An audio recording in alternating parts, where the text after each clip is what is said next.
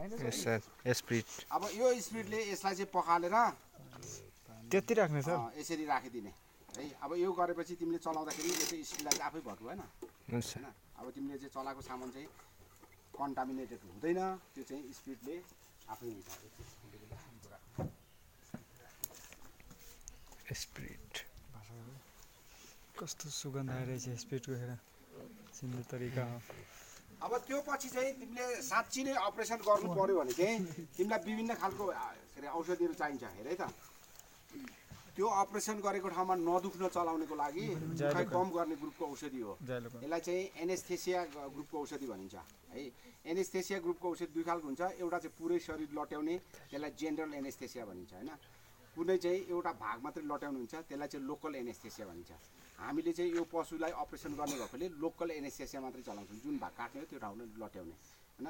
यो local anaesthesia चलाउने हो। लोकल एनेस्थेसिया बजारमा चाहिँ लिग्नुक्यान र जाइलोक्यान दुईटा नाम गरेर आउँछ। लिग्नुक्यान र जाइलोक्यान, यो चाहिँ लिग्नुक्यान हो लिग्नुक्यान हैन। अब यो चाहिँ लट्याउनुको लागि चलाउने हैन।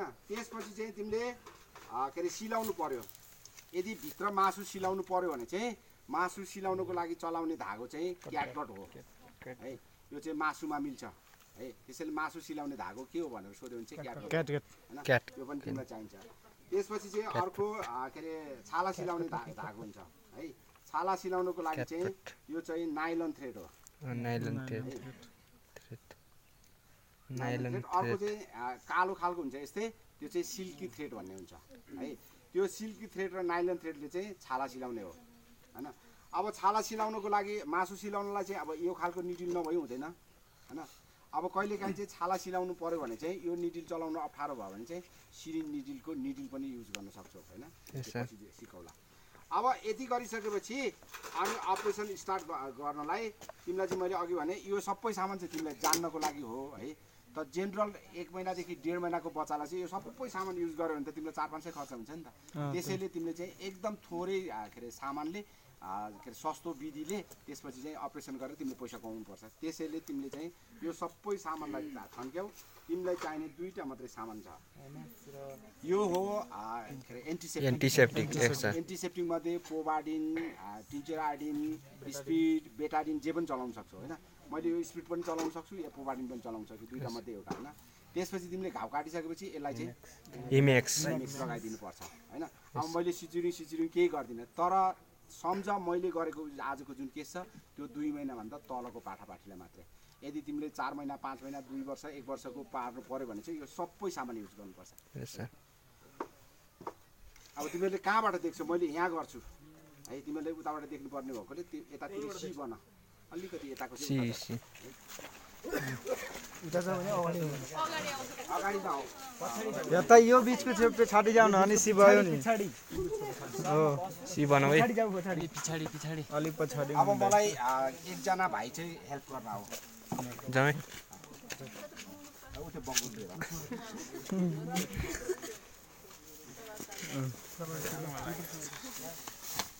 नभए यसो गर, तिमीहरू चाहिँ हेर मलाई 18 महिना दिदीहरूले सहयोग गर्छ। ल अब 2 जना तिमी चाहिँ उतै बस्छ ल। तिमी चाहिँ हेर, नोट आउट गर है त ल।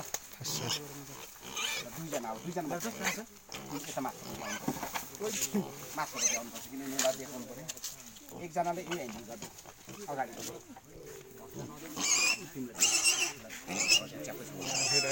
अब अर्कोजनाले यो ताना पार्नु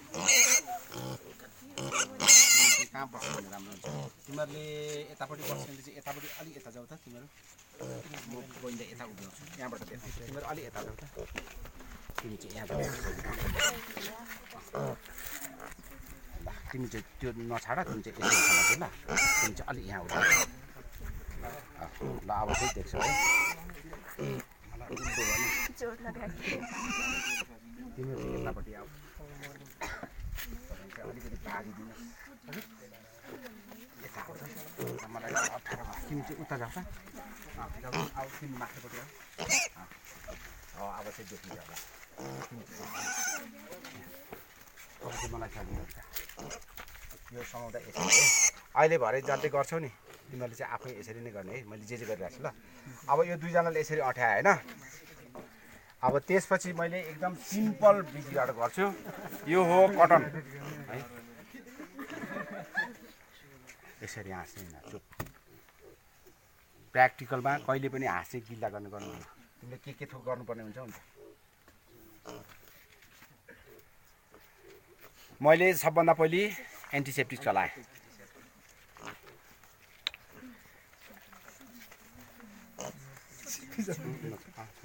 पिसाब गर्नु त हुन्छ के यो तिम्रो डह्रो समाउ ल अनि यो समाउँदाखेरि तिम्रो गराउनु होला यो टोक देख्यौ त्यसैले तिमीले चाहिँ यो हातले यसरी होइन अनि बडी चाहिँ यहाँ खिच्नु हुँदैन यहाँ चाहिँ उठा ल यसले चाहिँ डह्रो समाउ ल डरा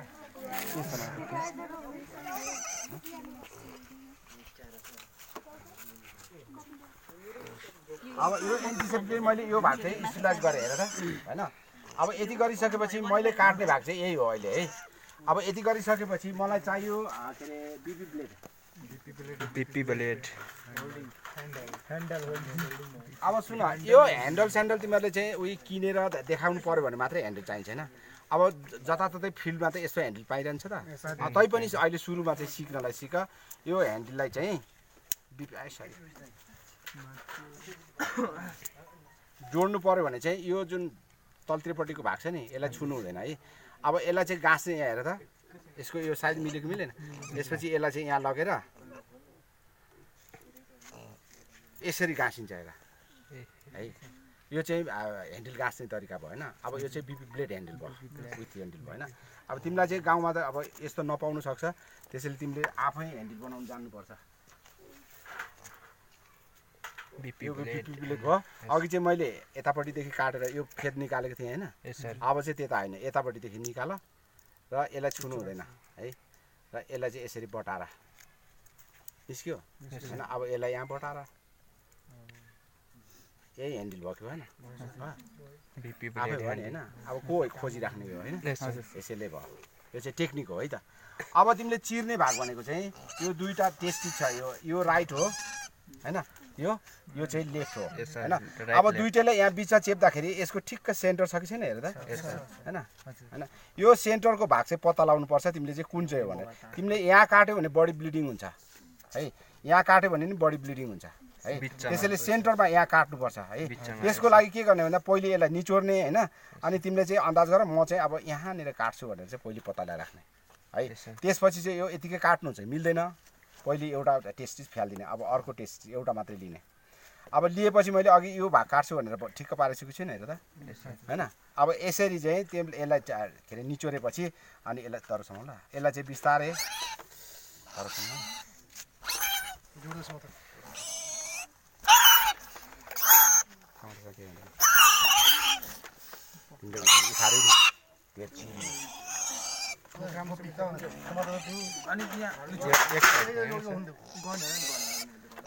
त्यो पनि काटियो अब यसलाई चाहिँ सिजुलिङ गर्नु पर्यो धेर काट्नु अब यहाँ हेर है त यो टेस्टिज हो डरसम्म त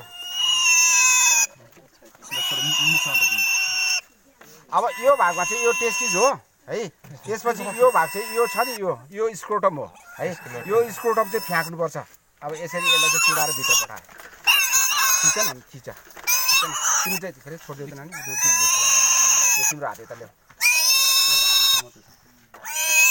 यो दुईवटा हात चाहिँ यसरी थिच्छ अब यो चाहिँ यसरी चल्नु मात्रै यति यता थिच्छ न यता चाहिँ अब यो स्क्रोटम फ्यालिसकेपछि यो भागमा चाहिँ यो टेस्टिज आयो है अब टेस्टिजमा चाहिँ दुईवटा पार्ट छ यहाँ यो टेस्टिजको पार्ट हो है अब टेस्टिजभित्र चाहिँ यो मसिनो खालको यो सानो सानो नसा देख्छौ नि त्यो चाहिँ के अरे इपिडाइडिमस हो है अब इपिडाइडिमस मध्ये पनि यो चाहिँ टेल इपिडाइडिमस हो अब त्यसपछि यो माथिको भाग जुन छ यो चाहिँ भास डिफरेन्स हो है यो भाग यो है अब यो भास डिफरेन्स भएपछि यो चाहिँ ब्लड भ्यासल हो तिमीले यतिकै काट्यो भने चाहिँ यो ब्लड भ्यासलबाट धेरै रगत आउँछ त्यसैले यस्तो सानो पशुलाई खसी पार्नु पर्यो भने चाहिँ यो स्क्रोटम फ्यालिसकेपछि यो भागलाई तल समाउने र तिमीले चाहिँ यसलाई बटार्न सुरु गर्ने यहाँ बटार्ने है अब बटार्दा बटार्दा यसरी बटार्यो भने चाहिँ एकछिन छेउ बित्तामा यसो समात न यहाँनिर तिम्रो हातमा अस्ते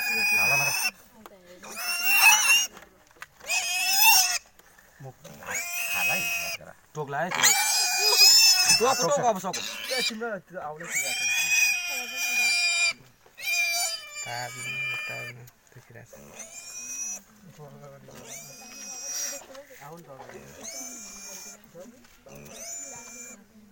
पुरै बटार्ने होइन सर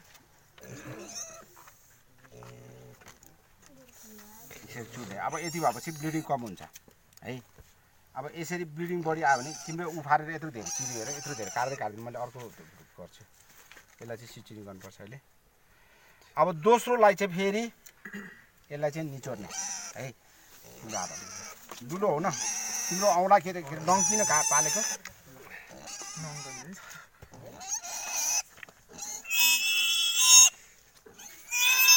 यति मात्रै काटेर निकाल्नुपर्ने हुन्छ कि त्यसपछि अब हेर यो टेस्ट इज आउट भयो नि यहाँ सँगसँगै स्क्रोटम पनि आयो हेर यहाँ पनि छैन यता अब यो स्क्रोटमलाई भित्र पठाइदिने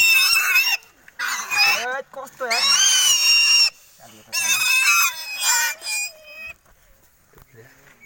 पुरै कराउँदिउ न अलिअलि गराउँदिनु मार्ने हो त फेरि अब यसलाई फेरि पुनः त बटार्ने उठेर गर न यो होइन तान्दा कहाँ हजुर लाग्छ भन्नु हुन्छ यतापट्टि बटार न अहिले नसो त भरेछु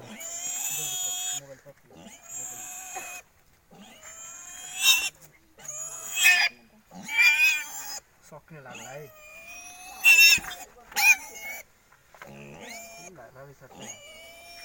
म त त्यहाँ गर्ने भनेको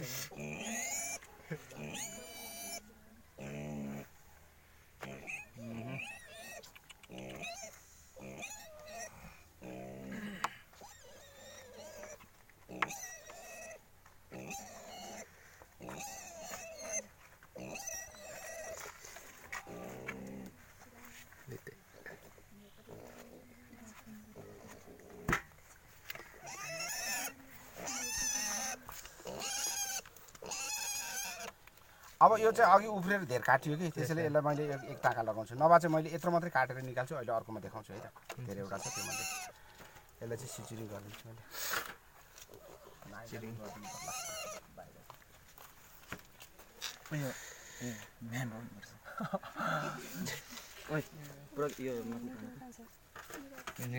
मैले ब्लड छैन नि निटा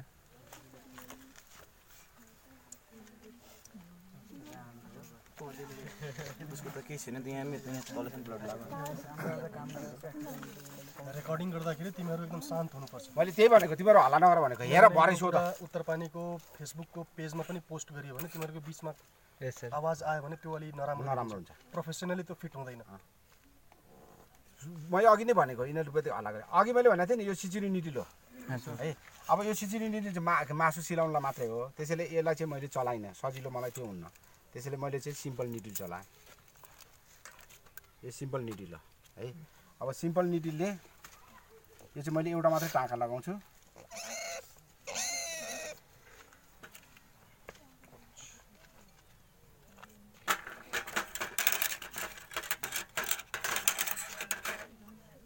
भन्दैछु के अरे अलिक फटाउनु गोलो बस्नुहोस् न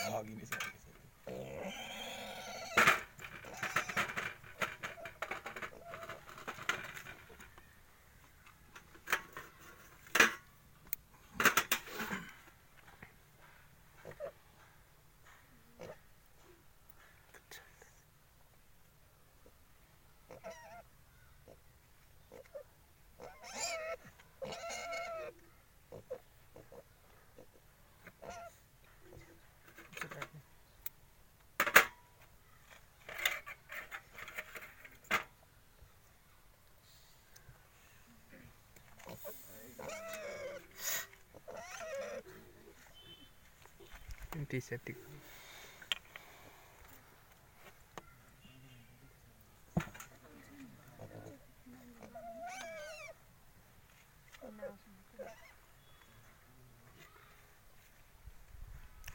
मिक्स लगाउनु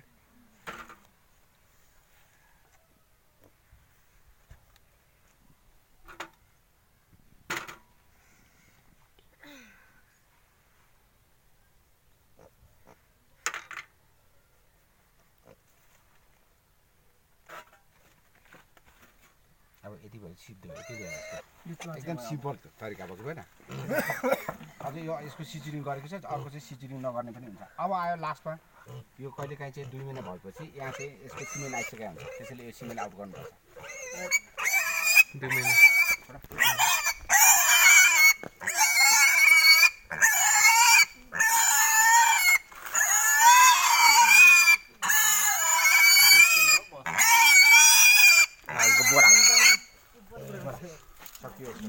अर्को एउटा ल्याउँदै यो